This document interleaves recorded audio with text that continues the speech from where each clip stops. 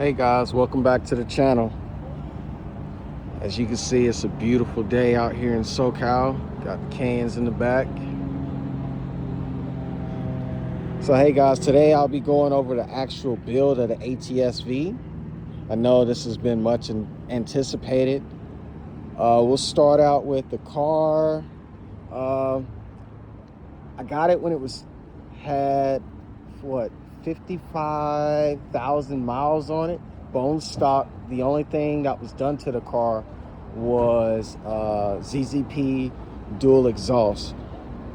And then I didn't touch it for about the first year because I was doing a lot of homework on who I would go with. I was between Tapout Tuning as well as Justin Smitty. After extensive research, I chose to go with Tapout due to a bunch of reasons, not due to, preference really, but I came from a 2014 Camaro SS that was fully built, that I built over the past years, and I just got kind of tired of piecemealing it, Frankensteining the car to be, max effort, and I wanted to get a product from someone in-house. And Tapout Tuning offered the most in-house products as well as tuning services. So I chose to go with that due to reliability and the customer service that I seen from online from what Tapout provides. As you can see, Tapout Tuning. So yeah, the car is purple belt package. For those that don't know what that is, stage one is basically spark plugs, and then you bleed your intercooler. And here I'll show you 1 second.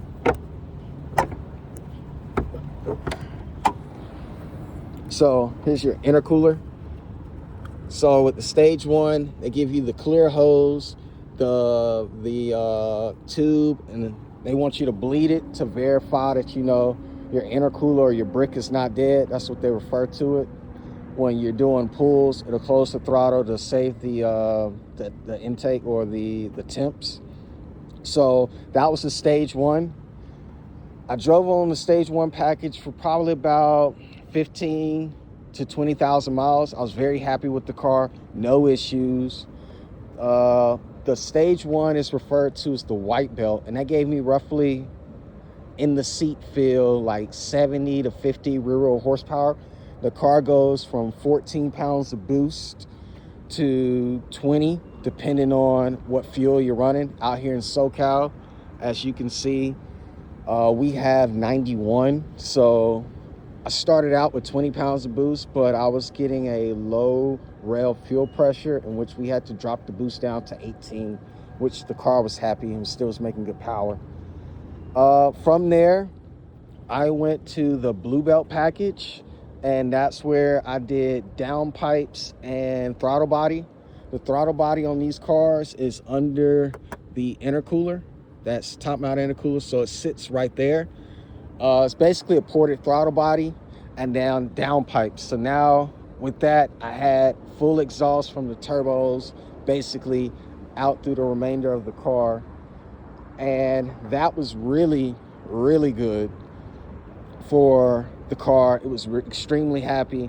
I want to say with that, I was probably touching like right around 500 rear wheel horsepower. Some cars get around like 550, again, if you're on 93, but I'm in 91. And at that time it was conservative tune, very conservative, because I still was just filling out the car. Again, the previous car that I came from was a Camaro. I was built the motor twice on that car, had a P1SC blower on it, fully 85, and went through one transmission, two motors. I was making like 890 crank, 730 to the wheels, but the car, I was constantly chasing issues, and I wanted to get away from that. So again, I chose Tapout at the time. I'm still currently with Tapout, extremely happy with the services that Scott has provided. I talked to Scott and Jorge a bunch about the car and what I wanted to go with it. And then from that, the blue belt stage, I then proceeded to the purple belt. And with purple belt, it's basically fuel mods. I did a low pressure fuel pump, which is the ZL1 adapted ATS-V fuel pump drop in. I did the Auto Tech internals in the high pressure fuel pump. And then I did a fuel cam, all from Tapout, along with changing the lines and stuff like that. And that was, it really woke the car up. E85, for those that don't know on these platforms, really wakes the cars up. E30 normally gets you around like 70 rear horsepower, and then full E60, because if you go over E60, it's really not, you're really not getting no more bang for your buck, and you're straining your fuel system. So I try to keep it around like E60, E65, but anything like E60 is roughly 100 to 125, depending on tuners and other supporting mods. So with that being said, my E30 Tune, which is phenomenal, I dialed that in with Scott. I'm roughly running like 23 to 24 pounds of boost at peak boost. On that, the car rips. It rips on E30. And then for my kill tune, which I call violent, because it is, and that's how the car got its name, Dragon, Sage Dragon, is because on E60, I was in the stock wheel setup, and I kept breaking the rear tires, tire stems. So I went through 6 tire stems on the stock wheels, in which I just changed to these. Haven't been on these wheels for not even a month yet, but no issues. The rim does not spin in these tires. And I did not want to go to drag setup because this is a Canyon car.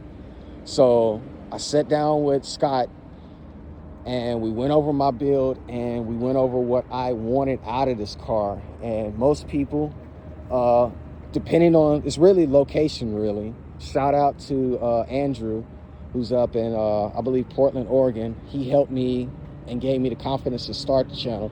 But his ATS is kick-ass.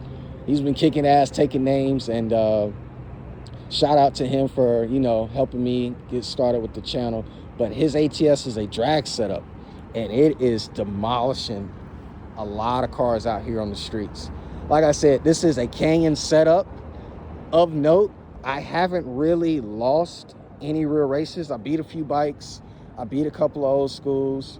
You'll see one of my friends, Brian, he's on the channel. He has a G82 that's making 730 real horsepower.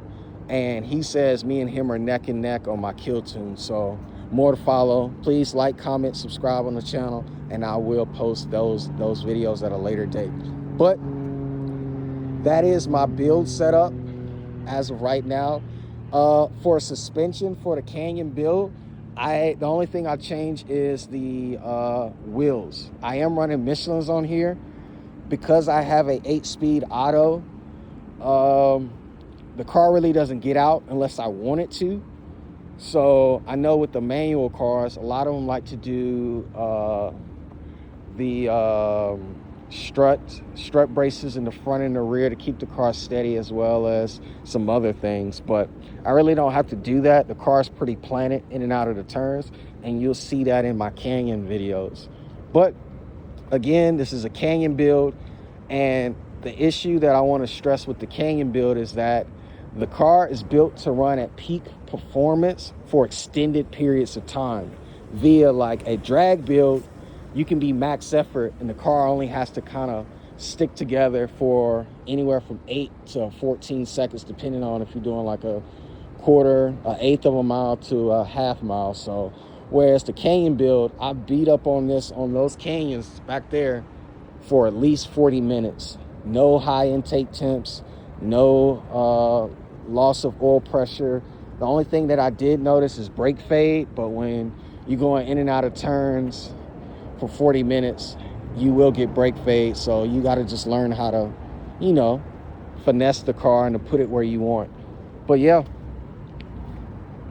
yep, she's not, like I said, not max effort, but she is a Canyon build, and she is she rips on the street. So thanks for tuning in to today's video.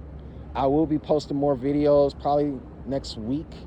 Looking forward to a Canyon video as well as a car meet video and some introduction to some friends builds. So thank you, have a great day, and yeah, that's all for today.